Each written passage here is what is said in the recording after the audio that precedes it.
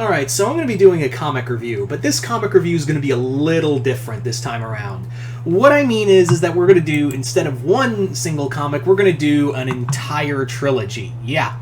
So we're going to be reviewing the Predator Hunters trilogy. I've got only, this is book 3, the other 2 I've already got put away. So, but yeah, this is all the reference I really need. So, what is Predator Hunters, you may be asking? What is this comic about?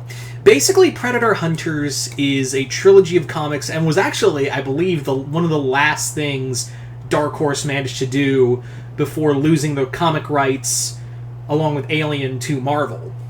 Which I think is funny because now Conan, which Marvel pilfered from Dark Horse, then proceeded... Like, basically, they took it, and now Titan Books is taking Conan away from Marvel after they just got it, I think, no less than 4 years ago. Like, we just got Conan, like, and Dark Horse is now like, now you know how it feels! Anyway.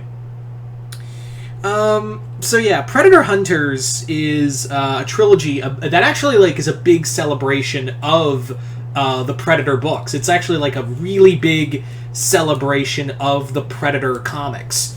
And yeah, these are actually fun little backstory. The entire trilogy was actually at my local comic shop, and it had been sitting there. The entire trilogy had been sitting there for months, and I never bought them. Like, I never bought them until, like, I'd seen them one too many times, and I was like, you know what? Fine. You guys, it's clearly the universe saying, buy me. And that's what, well, I bought the first 2, and then I waited a bit to get some extra money to get the third one. But yep, trilogy is all here, and I'm glad I found it because Predator, Dark Horse books, especially for Alien and Predator and Star Wars, are getting harder and harder to find. In fact, I don't think you can find this on Amazon, even on Amazon. Well, I think you can find book 2, but it's like more expensive. But yeah, it's impossible to find the trilogy now.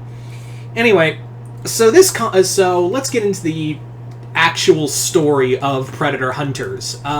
Basically what it is like I said, a huge celebration of the Predator comics. In fact, the writer was Chris Warner was actually the artist of he was actually the artist of the original Predator comic and some of the original ones. And when I say celebration of the Predator books, I mean like a celebration, because this basically brings together a lot of the survivors from the other Predator comics. If you are a fan of the Dark Horse Predator books, then you're gonna love this story, because we have Enoch Nakai, who is the survivor of who was the main protagonist of Predator Big Game. He's like our character going in. And we have Mandy, who is the survivor from one of probably my favorite Predator comic, or one of my favorite Predator comics, Bad Blood, which is a great story. It's probably one of the most gory Predator comics I've ever read. Bad Blood's one of my favorite Predator Dark Horse Predator books, and it's a lot of fun. It is so much fun. So to have Mandy back, I was like, the moment I saw her, I was like, oh, that's Mandy from Bad Blood. So yeah, it was really cool. We also have a few other characters that show up. I don't want to spoil it all, but like, we do get references to the first 2 Predator movies too. Like, they bring up 87. They bring up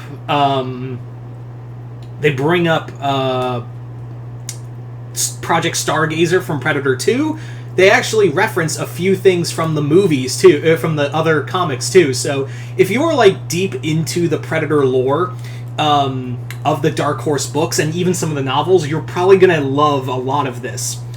So the trilogy basically follows these people who have been hunted by the Predators and are now hunting the Predators themselves. And each of the 3 volumes deals in different areas. The first one is on a small island outside of New Zealand, where a group of Predators have basically been captured, have been living there in primitive, like they're using like Maori weapons. It's actually a lot of fun to see the group, and it's only like a small clan of Predators, and it was actually made during one of the anniversary years for Predator. So that was really fun. Predator 2, Hunters 2 is actually set in Afghanistan, and actually is a neat comic because it does focus on one of the other main characters of the team, Swain, who was a soldier who survived a predator attack. And Swain has to deal with, and it's the same predator that killed Swain's squad in Afghanistan. It's actually a lot of fun to see all of that. And the artwork, actually, what's interesting is that the artwork constantly changes. Like, the artwork is vastly different in each book. The third book actually deals with the team battling Project Stargazer and also taking on the predators in Costa Rica, and actually deals a lot with the first movie too. How so? I'm not going to say.